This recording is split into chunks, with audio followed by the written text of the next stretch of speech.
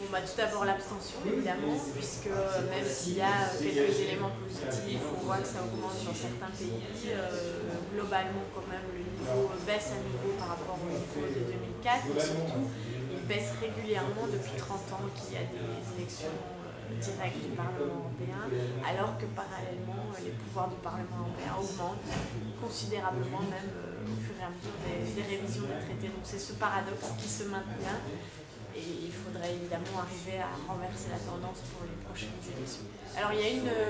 un phénomène européen quand même, où on voit que les Verts soit ont fait un bond impressionnant, c'est le cas en France, c'est le cas aussi des colos en Wallonie, en Belgique.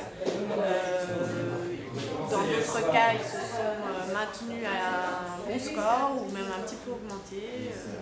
en Allemagne, en Angleterre. Et puis il y a un troisième cas où on voit percer dans certains pays, donc ça reste des niveaux assez bas, mais significatifs, parce que par exemple en Grèce, ils sont passés de 0,3%, quelque chose comme ça, à 3,7%, ce qui leur vaut quand même un siège au Parlement européen. Ce qui est important pour les Verts, qui étaient traditionnellement plutôt faibles dans le sud et l'est de l'Europe.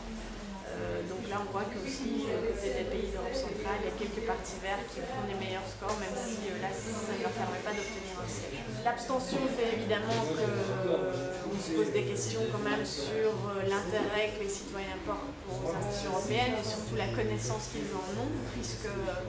les enquêtes avant les élections montraient que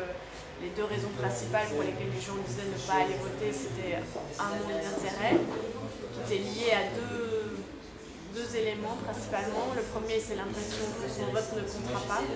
et deuxièmement, le manque de connaissance des institutions européennes. La recomposition du paysage politique fera que peut-être au sein du Parlement européen, on verra plus de débats de type idéologique, plus de débats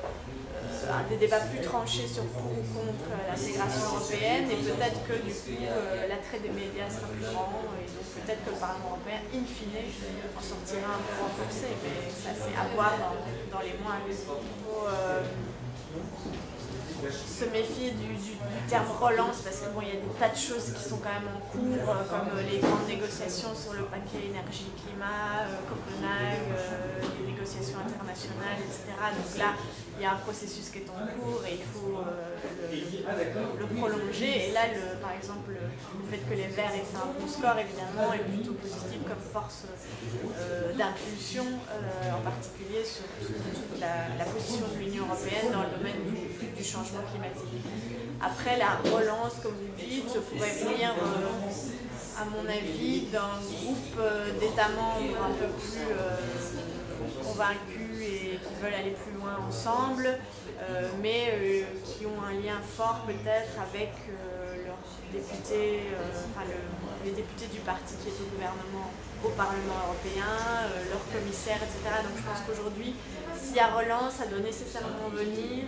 d'une bonne dynamique entre les trois institutions européennes que sont le Parlement européen, Conseil et Commission. D'abord, il y a tout ce qui concerne, au moment des élections européennes, les mesures qui permettraient d'européaniser le débat. Il y a par exemple élire une partie des députés sur des listes transnationales, ou une mesure que prône beaucoup notre Europe, qui est de chaque grande famille politique européenne présente un candidat pour le poste de la présidence à la Commission, et que ces candidats débattent entre eux. Ça, par exemple, ça attirerait beaucoup les électeurs qui pourraient les voir débattre à la télévision, etc.